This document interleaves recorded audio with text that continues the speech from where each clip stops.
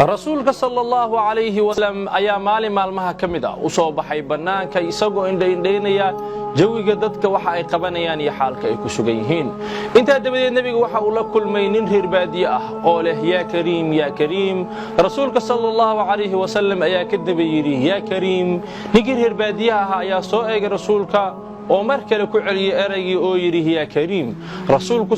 mar kale ayuu ku celiyay eraygii ya kariim ninkii reer baadiyaha ayaa ku yiri ninkaagan wajiga furan leh ee qaabka qurxoon lahow ma inaan nin reer baadiye ahay darteeda ayaad igu jeesjeesaysaa wajigaagan furan iyo qaabkaagan qurxan ayaan kugu saamaxay mooyee ilaahay baan ku dhaartay waxaan kaaga dacwoon lahaa rasuulka sallallahu alayhi wasallam inta dabadeed rasuulka oo dhoola cadeynay ayaa ku yiri ma garanaysaa rasuulkaaga markaasuu ninkii reer baadiye ahaa yiri maya waan aaminay aniga oon arag waana rumeeyay aniga oo la kulmin nabiga sallallahu alayhi wasallam ayaa isu sheegay oo yiri waa aniga rasuulkaaga iyo shafaacaha maalinta qiyaamo inta dabadeed ninka ayaa ku soo orday rasuulka isaga oo jilba jabsanaya doonayana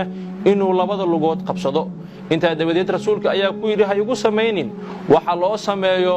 boqorada Ruum iyo Cajamta malakul jibriil ayaa durba soo dagay markaas ayuu yiri salaamu alaykum ya muhammad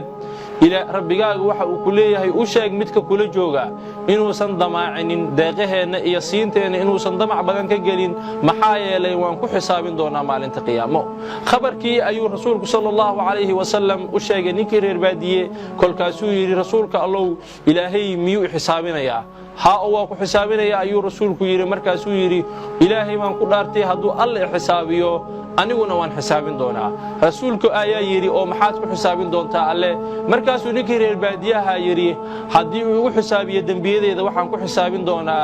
دنبي داف كيسا هدو حسابيه بخيل لماذا إذا وحن حسابين دونا deeqsinimadiisa hadii uu ugu xisaabiyo tabaryaradeedana waxa aan ku xisaabin doonaa awood badnidiisa rasuulka sallallahu alayhi wasallam ayaa ilmeeyay illa ilintu ay qoysay garkiisa markale waxa soo degay malakul jibriil oo yiri assalaamu alaykum ya muhammad rabbigaagu waxa uu ku leeyahay joojo ooyinta maxaa yeelay ilmadaadu waxa ay mashquulisay malaa'iktiisa carshiga alle oo ay ka mashquulisay xuski iyo dhikriga alle una sheeg midka kula jooga yuusan xisaabinin ma xisaabin doonee Allahu akbar oo jannada ayuu rafiiq ugu noqon doonaa durba ilaahay subhanahu wa ta'ala fariin ka timid ayaa loogu sheegay ninkaas reer baadiyaha ahaa in aan la xisaabin doonin maalinta qiyaamo oo nabi maxamed rafiiq la noqon doono jannada Allahu akbar walaalkaygiyo qisadan waxayna tusinaysaa qofka ilaahay subhanahu wa ta'ala weynaantiisa iyo deeqihiisa garta ilaahay subhanahu wa ta'ala inuu san dafir doonin ninkan oo alla u tiiriyay wanaag oo dhan kuna xisaabiyay sheegtayna ilaahay haduu ku xisaabiyo tabaryaro inuu weynaan ku xisaabin doono rabbi tabaaraka wa ta'ala ayaa lahi usan xisaabin ma xisaabin doonee ilaahay subhanahu wa ta'ala naga dhiga kuwa nabi maxamed sallallahu alayhi wasallam jannada kula rafiiqa xisaab la'aan waad ku maasan tahay daawashada muuqaalkan walaalahaaga uu sagaarin gaarsi